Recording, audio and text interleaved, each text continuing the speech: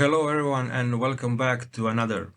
Evidently, I immediately want to apologize about audio quality. First, I need to use my phone to record this because I need to show you something, so let's start. Okay, I'm gonna try to talk about this for a few minutes. Something I made quite quickly, and it's a dual stereo setup made for guitarists, primarily because I'm a guitar player, I play the guitar, so I made this for myself, and I made this primarily for the videos that I'm gonna record and for the tones that I'm gonna use while I record those videos. I'm gonna start from the beginning, let's start from the guitar. Let's start where the single chain actually starts. So it starts from my guitar right here, and it goes into this pedal right here. You can see this is the guitar cable, this is the Carl Martin compressor limiter, this is the signature model that was designed, can I zoom in?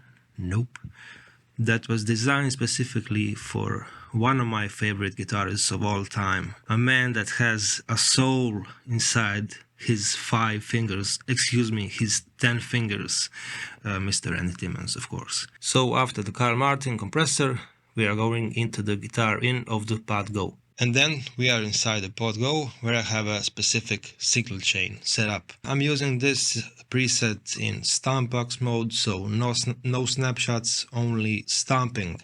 For my Pod Go people, you know what my favorite amp is, but let me run you through the signal chain quite quickly. The first thing in the chain is of course the Carl Martin compressor limiter, which is set on channel 1. This is the amount of level, this is the amount of compression I'm doing, and when we go after that, the valve driver. These are my favorite settings. After that, there's my favorite amp, the Dr. Z Route 66, and you can see some of the settings right here, but they are kind of changed with the buttons depending on what I press. I'll explain that in a second. I'm not using the mono FX loop, but I am using the York Audio 2x12 M65 impulse response. I have the low cut and the high cut off because I'm using the global EQ inside the Pod Go with the high cut set at 6.9K and low cut set at 80. The delay for this preset is the Elephant Man, because again, you know who loves the Elephant Man,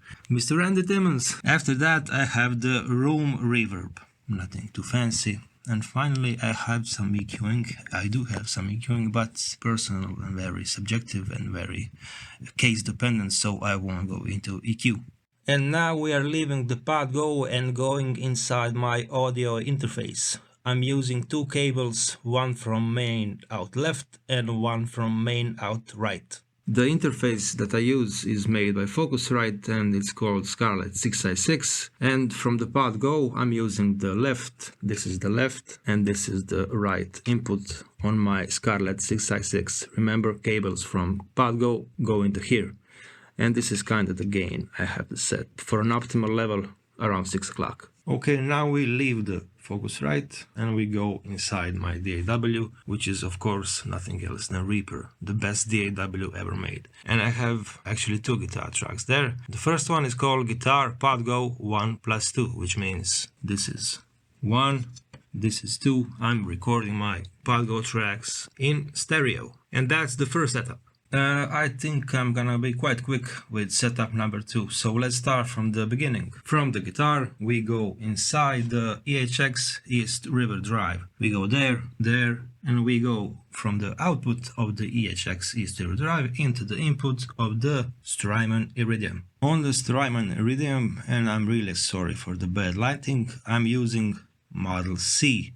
That's a Plexi. I'm using Cab C. It's not the default cabinet, it's another York Audio impulse response, and it's a Friedman 4x12. Amazing cabinet because it has a combination of V30s and G25s. It sounds absolutely stellar. These are my settings for the Plexi amp from the Strymon Iridium. Now we are leaving the Strymon Iridium and going back again into my audio interface.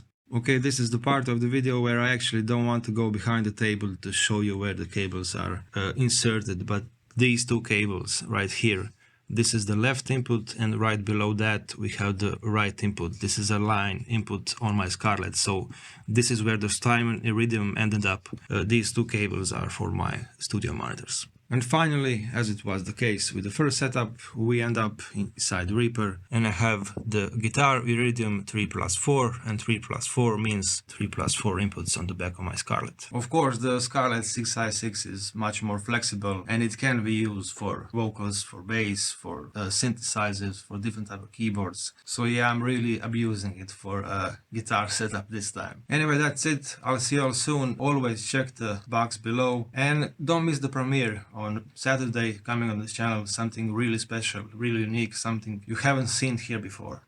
Adio!